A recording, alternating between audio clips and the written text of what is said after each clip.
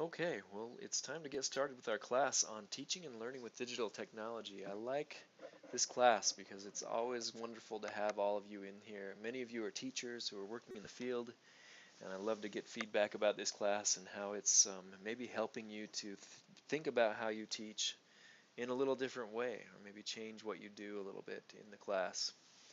And that's one of the goals of this class really, is to build upon what you're already doing, the great things that you're already doing within your classroom or within a teaching and learning situation, and then maybe make them a little bit better. So that's what we're starting with today. This is a video about the syllabus in the class. So let's talk about that. Let me zoom in here. This is teaching and learning with digital technology. This is a graduate class. Yes, it is spring 2019 already. Can you believe it?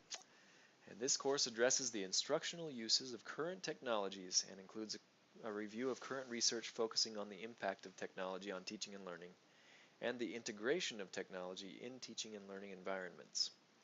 It includes an examination of the issues of equity and ethical use of technology and current standards for fair use of materials obtained using technology. And the textbook is Meaningful Learning with Technology. So hopefully you have that soon. I think the first chapter needs to be read this week, so take a look at that. Make sure you order that book. Let's see. So let's see. The course addresses these objectives. Students will be able to state and discuss the importance of each element of the Meaningful Learning with Technology framework. And this is an important framework, I think, in educational technology to, I guess, wrap our technology use around, or to acknowledge as we use technology that we need to use it in a meaningful way, not just for its own sake. Next is to learn and use various technology tools and resources relevant to education. We'll be introducing you to a lot of these as we go forward. Use technology to create an authentic learning experience. Develop and implement active learning using an interactive whiteboard. Organize and implement a constructive learning experience for students. Discuss key aspects of universal design for learning and design a learning experience that uses technology for universal design for learning. Explain current rules for copyright and fair use of media for educational/training purposes. And design and develop a project-based learning experience that uses technology tools and resources. So we'll be doing all of these things during this class. And let's take a look down. Everything is done in D2L, so make sure you're able to access D2L. I guess you wouldn't see this video if you weren't.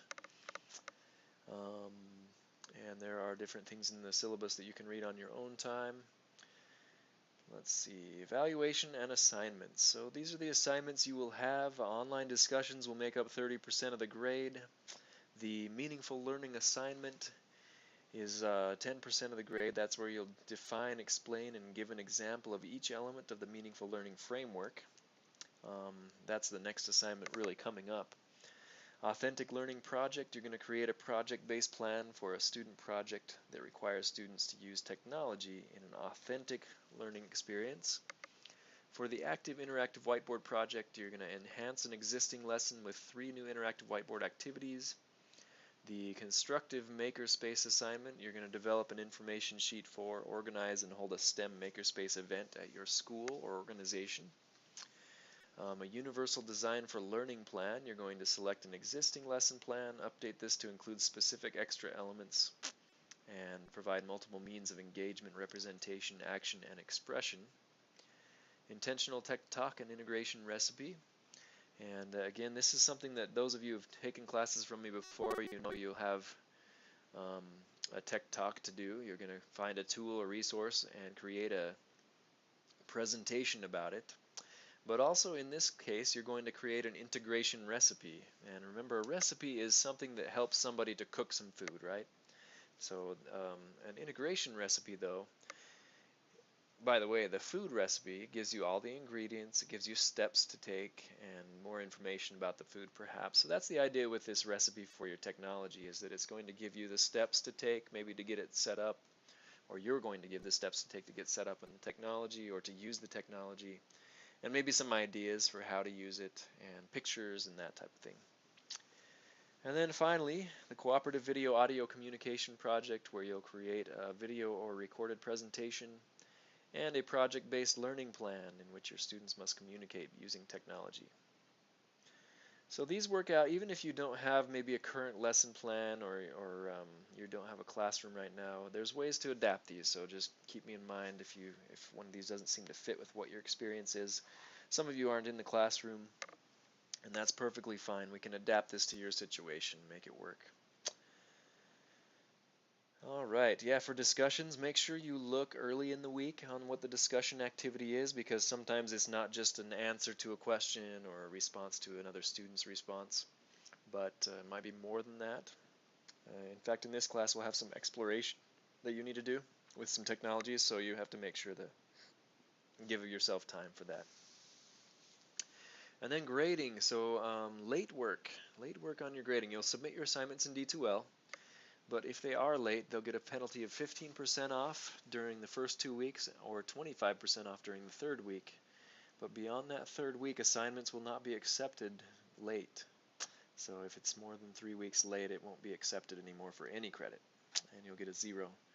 So it's just better to enhance your learning. The projects need to be in on time, and assignments and whatever it is.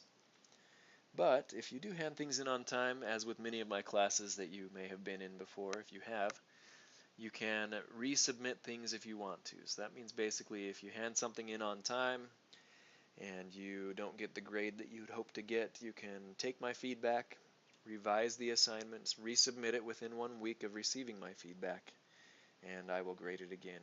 And well, most times when students take the effort to do this, of course it leads to a much better grade for them on the assignment. But it's not just that, it's also an opportunity for you to learn. I think that's about it from the syllabus. There's a tentative course schedule in the bottom of the syllabus, but that's not necessary because all the activities that we do will be listed in D2L under the Content tab. So I think that's all we have for the syllabus for right now.